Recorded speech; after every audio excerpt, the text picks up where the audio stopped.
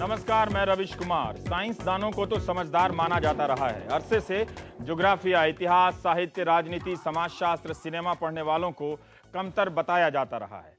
इस आधार पर कि जो साइंस पढ़ता है वो तेज विद्यार्थी होता है, खूब कमाता है, शोहरत पाता है।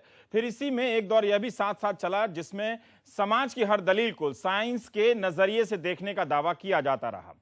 आर्ट्स, कला, ह्यूमैनिटीज ने भी कहा कि हम साइंटिफिक तरीके से सोचते हैं।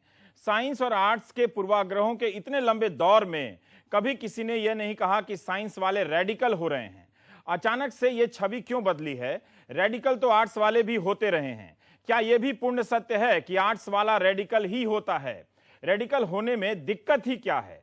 विश्वविद्यालय अनुदान आयोग ने विश्वविद्यालयों से कहा है कि वे टेक्नोलॉजी और साइंस के विद्यार्थियों को मानवाधिकार के मुद्दे, इंसानी मूल्य, समाजशास्त्र आदि आदि का कोर्स ऑफर करें ताकि वे इन पहलुओं के प्रति संवेदनशील हो सकें। अव्वल तो रेडिकल होने की ही कई व्याख्या हो सकती है, यही कि क्या राज्य नहीं चाहेगा कि आप पढ़ें लिखें और स्वतंत्र तरीके से सोचते हुए उसी राज्य पर सवाल करते हुए रेडिकल हो जाएं। रेडिकल मतलब शायद क्रांतिकारी या शायद सांप्रदायिक, शायद दक्षिणपंथी, पुरातनपंथी या संकीर्ण वगैरह वगैरह। मालूम नहीं यहां इस संदर्भ में रेडिकल का सही मतलब क्या है। क्या एक विश्वविद्यालय में किसी को रेडिकल बनने या सोचने की छूट नहीं होनी चाहिए? आर्ट्स या कला के विषय, इंजीनियर, डॉक्टर, मैनेजमेंट के छात्रों को रेडिकल होने से क्यों रोका जाए? ऐसा क्यों सोचा गया? इसकी नौबत क्यों आई? क्या इस मान्यता के उभार के कारण के सॉफ्टवेयर उद्योग में खपाए गए लाखों इंजीनियर दक्षिणपंथी हो रहे हैं? ये और बात है कि ऐसी जरूरत पहले भी जाहिर की गई है कि प्रोफेशनल संस्थान और उनके छात्र अलगाववाद के शिकार हो रहे हैं। वे प्रखर होते हुए भी समाज के प्रति अनजान होने के कारण उसके विकास में रोड़ा बन जाते हैं। तो युवाओं को रेडिकल होने से रोकने के लिए साइंस को आर्ट्स चाहिए या वैसे ही व्यापक समझ बनाने के लिए, यानी रेडिकल होने के लिए ही साइंस को आर्ट्स चाहिए? बात करेंगे हम लोग में। हमारे साथ हैं प्रोफेसर अपूर्वानंद, दिल्ली विश्वविद्यालय के हैं। डॉक्टर MC मिश्रा साहब हैं, आप हेड हैं एम्स ट्रॉमा सेंटर के। और professor Srinivasan, department of humanities and social science, IIT Delhi. और MM अंसारी साहब हैं, आप सदस्य हैं UGC के।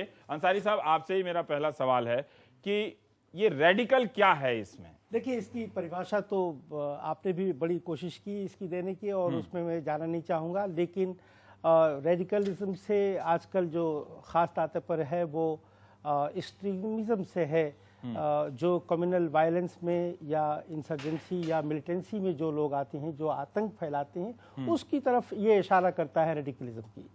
तो मैं समझता हूँ कि इसकी डिफिनीशन में न जाकर के हम ये देखेंगे जो आजकल समाज में सोशल जो डिस्टर्बेंस हो रही हैं, उसके पीछे आखिर कारण क्या है। क्या वो हमारी शिक्षा पद्धति की वजह से ऐसा हो रहा है, या हमारी सोशल और पॉलिटिकल जो लोगों के एस्पायरेशंस हैं वो नहीं पूरे हो रहे हैं, इसकी वजह से हो सकती हैं।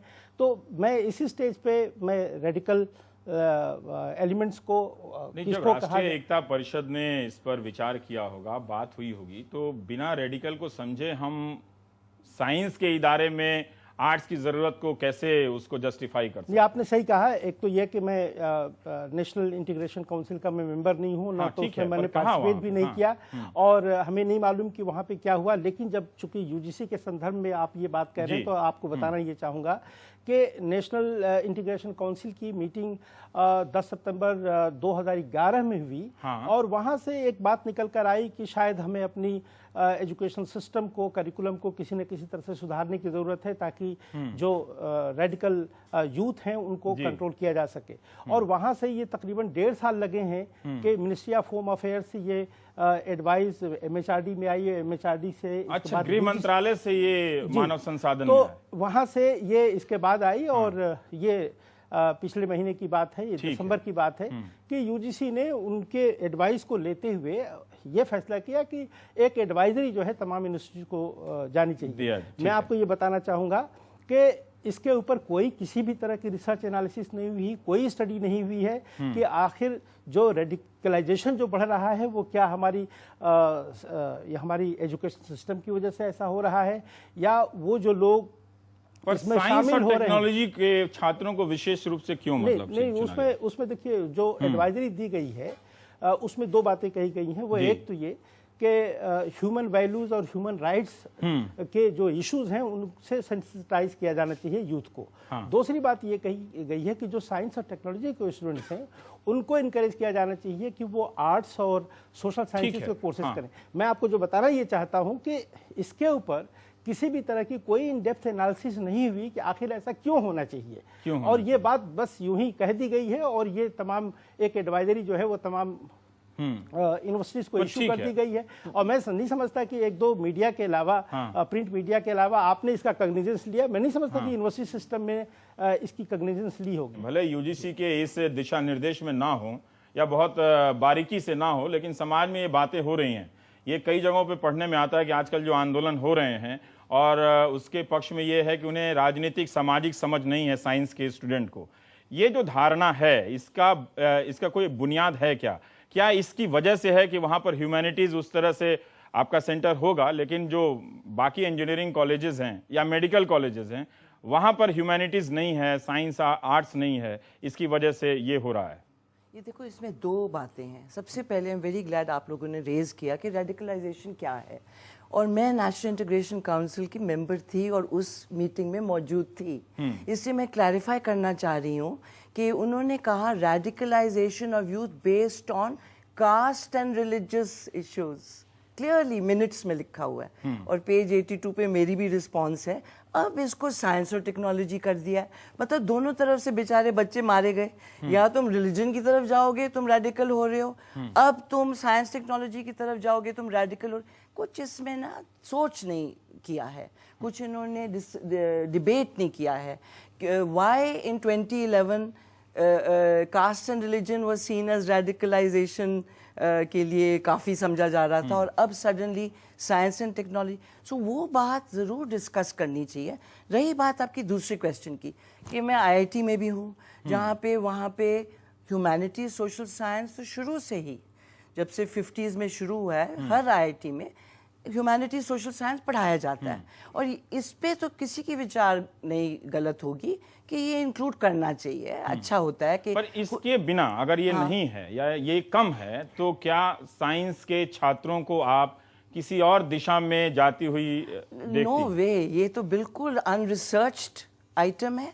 इस पे बिल्कुल कोई किस्म की जैसे कहते हैं साइंटिफिक फैक्ट फाइंडिंग कमीशन नहीं है, क्योंकि शुरू में मदरसों को पकड़ा जाता था, अभी भी पकड़ा जाता है कि उधर रॉन्ग विचारधारा है, वो रिलीजन की बेसिस पे था। अब किस बेसिस पे यूनिवर्सिटीज को पकड़ा जा रहा है कि इनमें साइंस टेक्नोलॉजी की कुछ इसमें रिसर्च नहीं किया गया, कुछ सोचा नहीं। प्रोफेसर अपूर्वानंद, मैं साइंस और आर्ट्स में आने के लिए मैं रेडिकल वाले एलिमेंट पर आना चाहता हूँ।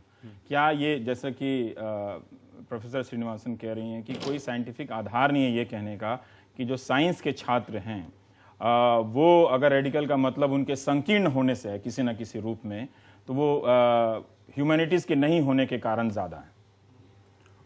नहीं, इसका कोई शोधात्मक आधार नहीं है।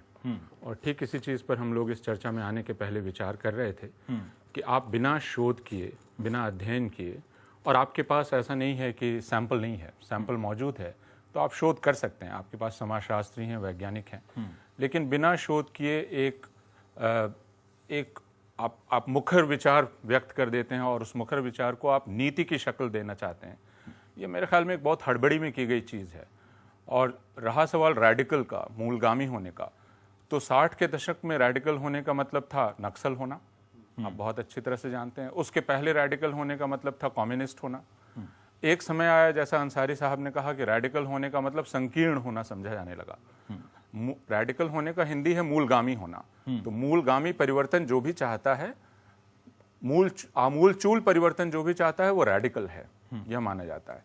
लेकिन समय के परिवर्तन के साथ आप इसे संकीर्णता से जोड़ने लगे और फिर इसे धर्म और जाति से जोड़ दिया गया।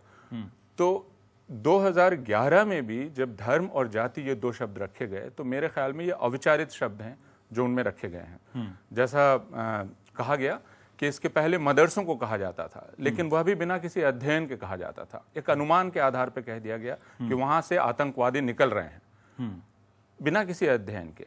उसके बाद अचानक 2-4 गिरफ्तारियां हुई तो आपको पता चला वो सॉफ्टवेयर इंजीनियर हैं। फिर आपने अंदाज कर लिया कि ये दरअसल अब टेक्निकल और प्रोफेशनल फील्ड में संकीर्ण विचार आ रहे हैं और आप उस तरफ दौड़ पड़े।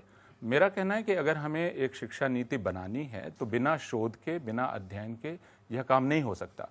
इसके साथ मैं दूसरी बात भी कहना चाहता हूं, चूंकि मैं साहित्य का विद्यार्थी हूं, वो यह कि जितना विज्ञान के छात्रों के बारे में यह कहा जाता है कि उनको humanities, social sciences, literature, language, इन सब के प्रति संवेदनशील होना चाहिए, मेरा ख्याल में यह बात साहित्य और समाज विज्ञान के छात्रों के साथ भी लागू होती है कि अगर वे वैज्ञानिक प्रक्रियाओं के प्रति संवेदनशील नहीं हैं तो भी उनका दृष्टिकोण समग्र नहीं है। तो यह बात लेन देन की है और इसलिए 3 वर्ष पहले यशपाल समिति ने जब अपनी रिपोर्ट जमा की थी तो सबको याद होगा यशपाल समिति ने कहा था कि आवश्यक यह है कि हम एक विश्वविद्यालयी नजरिया अपनाएं, जिसका मतलब यह है कि एक छात्र जो एक विशेष भौतिकी पढ़ रहा है, रसायन शास्त्र पढ़ रहा है या IT पढ़ रहा है, वह एक ऐसे वातावरण में है जिसमें संगीत भी है, जिसमें इतिहास भी है, जिसमें समाज विज्ञान भी है, जिसमें बाकी चीजें भी हैं और इस वातावरण में वह विशेषज्ञता हासिल कर रहा है। ठीक है, तो उसमें मानवीयता आएगी।